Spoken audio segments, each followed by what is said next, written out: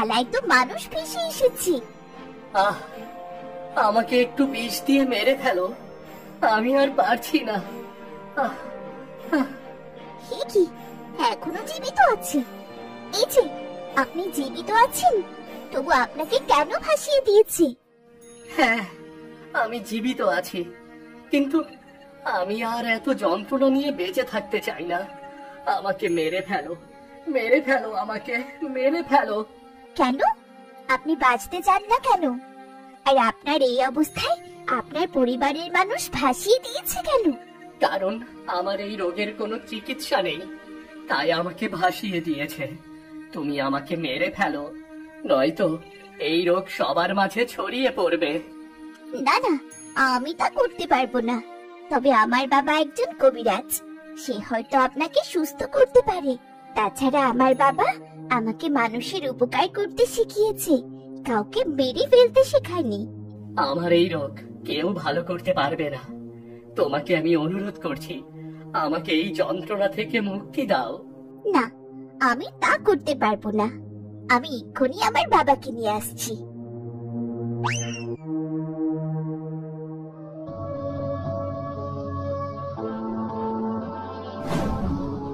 কিরে মা, এত তাড়াহুড়ো করে এলি কেন? বাবা, নদীতে ভেলায় একজন মানুষ ভেসে এসেছে, তার শরীরে কেমন যেন ঘা হয়েছে।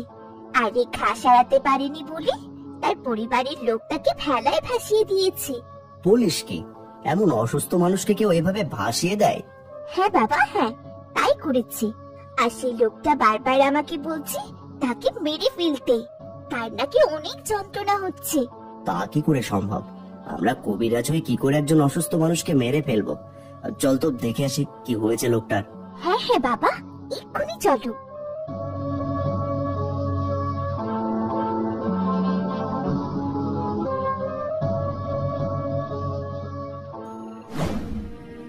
এই যে দেখো বাবা, লোকটা কেমন করছে।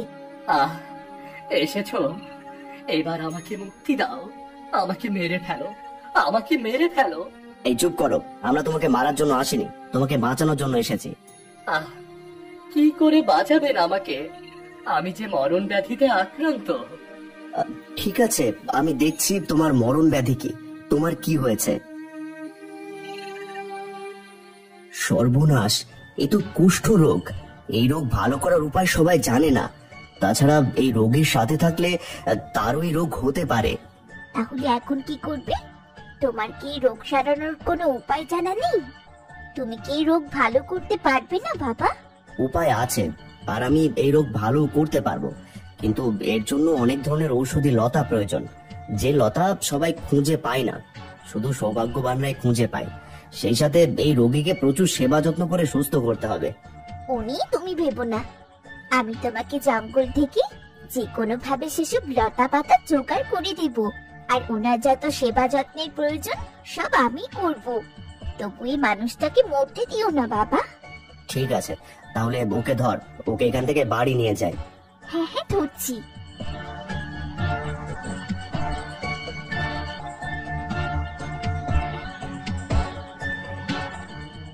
এ কি রাজ পোশাক? তার মানে তুমি রাজ পরিবারের সন্তান? হ্যাঁ, আমি রাজ পরিবারের সন্তান। কিন্তু আপনি রাজ পরিবারের সন্তান হওয়া সত্ত্বেও কেন আপনাকে এইভাবে ভাসিয়ে দিয়েছে? ওসব পরে শোনা যাবে, আগে কি নিয়ে চল। হ্যাঁ হ্যাঁ, চলো।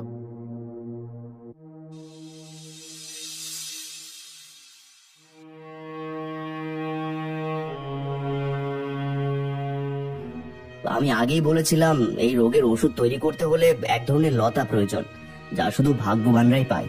আমি অনেক চেষ্টা করে সেই লতা আজ পর্যন্ত খুঁজে পাইনি। এখন কি করে ওষুধ বানাবো? বাবা, কি লতা লাগবে আমায় বলো, আমি একবার খুঁজে দেখতে চাই। মুক্তমণি স্বর্ণলতা, এই লতা ছাড়া ওষুধ তৈরি করা যাবে না। ঠিক আছে, আমি ওই মুক্তামণি স্বর্ণলতা ঠিক খুঁজে বার করব। তাহলে আর দেরি করিস না, তাড়াতাড়ি যা, আমাদের হাতের বেশি সময় নেই। তবে ওই লতা খুঁজে না পেলে চলে আসিস, কারণ ওই লতা একমাত্র সৌভাগ্যবানরাই খুঁজে পায়। হ্যাঁ হ্যাঁ, তোমায় ওসব নিয়ে চিন্তা করতে হবে না।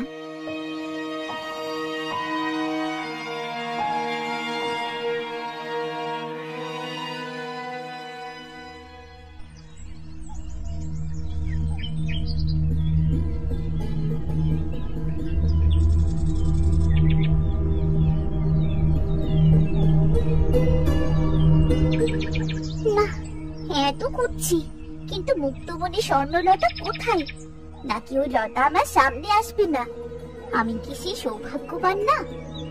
না, এইভাবে ভেঙে পড়লে চলবে না, আমায় আরো খুঁজে দেখতে হবে। এই যে মেয়ে, কোথায় যাস? আমি জঙ্গলে একটা লতা খুঁজছি, কিন্তু কোথাও খুঁজে পাচ্ছি না। কি লতা খুঁজছিস? মুক্তমণি স্বর্ণলতা। আমি মুক্তমণি স্বর্ণলতাই খুঁজছি। মুক্তমণি স্বর্ণলতা? সে তো একমাত্র সৌভাগ্যবানদের চোখেই পড়ে। আমি সৌভাগ্যবান কিনা জানি না, তবে একজনের জীবন বাঁচানোর জন্য এই লতা আমার চাই চাই, তা না হলে লোকটি মারা যাবে। বলিস কি? কে মারা যাবে? সে কি তোর আপন কেউ? না, সে আমার আপন কেউ নয়। তাহলে পর মানুষের জন্য এত চিন্তা করছিস কেন? বাড়ি মানুষ তো মানুষের জন্যই, আর মানুষ হয়ে মানুষের বিপদে যদি পাশে দাঁড়াতে না পারি, তাহলে কেমন মানুষ হলাম? এখন যদি আপনি বিপদে পড়েন, তাহলে কি আমি আপনাকে ফিরে যেতে পারবো? বলিস কি? আমি বিপদে পড়লে আমাকেও সাহায্য করবি? হ্যাঁ, তা নয় তো কি, আমি সবার উপকার করতে চাই। বাহ, তোর কথায় আমি অনেক খুশি হয়েছি, আর তোর সরল মন দেখে আমার অনেক ভালো লেগেছে। তাই আমি তোকে মুক্তমণি স্বর্ণলতা দেব। আপনি আমাকে মুক্তমণি স্বর্ণলতা দেবেন? কিন্তু আপনি সেই লতা কোথায় পাবেন? আপনি যদি সেই ভাগ্যবান হতেন, তবেই সেই স্বর্ণলতা পেতেন। আর ভাগ্যবানরা কি জঙ্গলে ঘুরে বেড়ায়? আমি ভাগ্যবান না, কিন্তু তুই ভাগ্যবান, আর আমি ভাগ্যবানদের এই লতা দিয়ে থাকি। তার মানে মুক্তমণি স্বর্ণলতা জঙ্গলে থাকে না, আপনার কাছে থাকে? হ্যাঁ, আমার কাছে থাকে, কিন্তু তুই জিজ্ঞেস করতে পারবি না আমি কে, তাহলে কিন্তু আর এই লতা পাবি না। না না, আমি জিজ্ঞেস করতে চাই না আপনি কে, আমি শুধু এই মুক্তমণি স্বর্ণলতা চাই। বেশ, তাহলে দাঁড়া।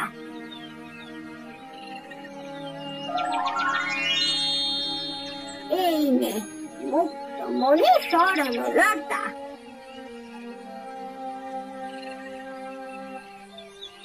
আপনাকে অনেক ধন্যবাদ।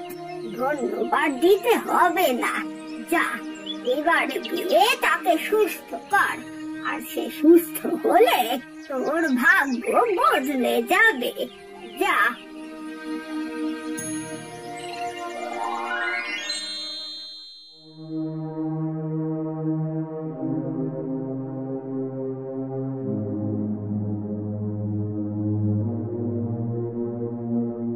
এসেছিস মা? হ্যাঁ বাবা, এসেছি। এই দেখো, আমি মুক্তমণি স্বর্ণলতা নিয়ে এসেছি। এবারে লতা দিয়ে ওষুধ তৈরি করো। হ্যাঁ হ্যাঁ, এবার আমি এই রোগের ওষুধ তৈরি করতে পারবো। দে দে। বাবা, উনি কেমন আছেন? ওকে ঘুমের ওষুধ খাইয়ে রেখেছি, এতে কষ্টটা কম অনুভব করবে। ঠিক আছে, তাড়াতাড়ি ওষুধ তৈরি করে নিয়ে এসো। হ্যাঁ হ্যাঁ, আমি ওষুধ তৈরি করে আনছি, কিন্তু ওই ওষুধ নিয়মিত শরীরে মালিশ করতে হবে। ও নিয়ে তোমায় চিন্তা করতে হবে না, ওসব আমি করব। কবিরাজ মুক্তমণি স্বর্ণলতা পেয়ে ঔষধ তৈরির কাজ শুরু করে দেয়। ঔষধ তৈরি শেষ হলে মালা সুভাষের শরীরে নিয়মিত ঔষধ লাগিয়ে দিতে থাকে। কিছুদিনের মধ্যে সুভাষ একদম সুস্থ হয়ে যায়।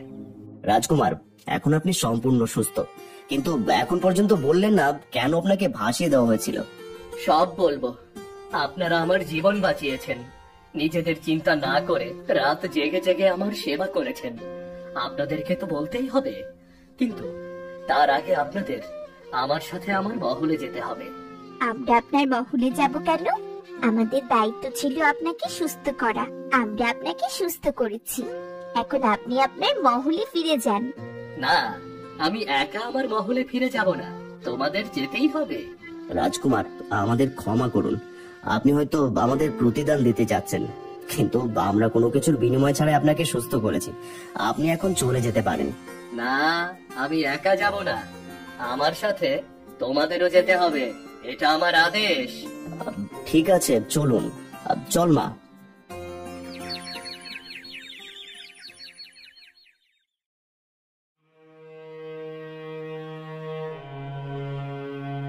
রানী, তুমি এভাবে কতদিন থাকবে? আমাদের ভাগ্যে যা লেখা ছিল তাই হয়েছে। তুমি এভাবে থাকলে তো আর রাজকুমার ফিরে আসবে না। মহারাজ, আমি যে মা, মা কখনো সন্তানকে ভুলতে পারে না। তাছাড়া আপনি আমার জীবিত ছেলেকে নদীতে ভাসিয়ে দিয়েছেন। এটা যে একজন মায়ের কাছে কতটা কষ্টদায়ক তা আপনি বুঝবেন না। মহারাজ, রানীমা, আমাদের রাজকুমার সুস্থ হয়ে মহলে ফিরে এসেছে। কি? আমার সুভাষ ফিরে এসেছে? কোথায় কোথায় আমার সন্তান? মহলের বাইরে দাঁড়িয়ে আছে। প্রহরী, তুমি সত্য বলছো? হ্যাঁ মহারাজ, আমি সত্যি বলছি। রাজকুমার আপনাদের অপেক্ষায় মহলের বাইরে দাঁড়িয়ে আছে। মহারাজ, তাড়াতাড়ি চলুন, আমি আমার সন্তানের মুখ দেখতে চাই। হ্যাঁ, চলো।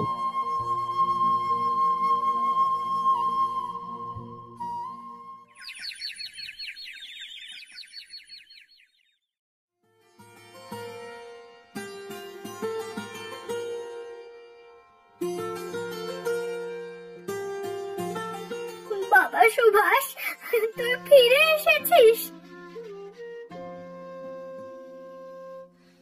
হ্যাঁ মা, আমি তোমার আশীর্বাদে ফিরে এসেছি মা। আমি বিশ্বাসই করতে পারছি না তুমি ফিরে এসেছো। এবার আমি সারা রাজ্যের মানুষকে নেমন্তন্ন করে খাওয়াবো। মহারাজ, অপরাধ ক্ষমা করবেন। আপনারা রাজকুমারকে এত ভালোবাসেন, তারপরেও কেন নদীতে ভাসিয়ে দিয়েছিলেন? আপনারা কারা? আপনাদের তো চিনতে পারলাম না। পিতাজি, উনি আর ওনার মেয়ে মিলে আমাকে সুস্থ করেছেন। তাহলে শুনুন, রাজকুমার এই রোগে আক্রান্ত হওয়ার পর যখন আমরা কোনোভাবে রাজকুমারকে সুস্থ করতে পারছিলাম না, তখন রাজবৈদ্য বলেছিল, মহারাজ, রাজকুমারের কুষ্ঠ রোগ হয়েছে। আমি শত চেষ্টা করেও এর ঔষধ তৈরি করতে পারছি না। রাজকুমারকে এভাবে আর মহলে রেখে লাভ নেই। তাছাড়া এই রোগ ছোঁয়াছে। রাজকুমারের সংস্পর্শে থাকলে তারও এই রোগ হতে পারে। তার মানে আপনি কি বলতে যাচ্ছেন? আমার পুত্র রাজমহলে থাকবে না তো কোথায় থাকবে? মহারাজ, রাজমহলে থাকলে রাজকুমার কখনো ভালো হতে পারবে না। তার চেয়ে যদি রাজকুমারকে নদীতে ভাসিয়ে দেন, তাহলে হয়তো কোনো ভালো কবিরাজ কিংবা হেকিমের হাতে পড়লে রাজকুমার সুস্থ হয়ে যেতে পারে। না, আমি আমার একমাত্র পুত্রকে নদীতে ভাসিয়ে দিতে দেব না। আপনি ভালো করে রাজকুমারের চিকিৎসা নিন, তাকে এখানেই সুস্থ করুন। হ্যাঁ রাজবৈদ্য, আমি আমার একমাত্র পুত্রকে নদীতে ভাসিয়ে দিতে চাই না।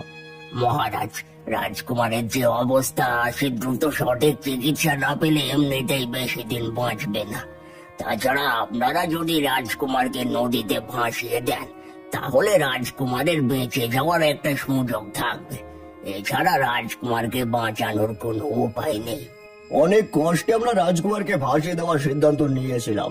এরপর সবাই মিলে রাজকুমারকে নদীতে ভাসিয়ে দিয়েছিলাম। বুঝতে পেরেছি মহারাজ।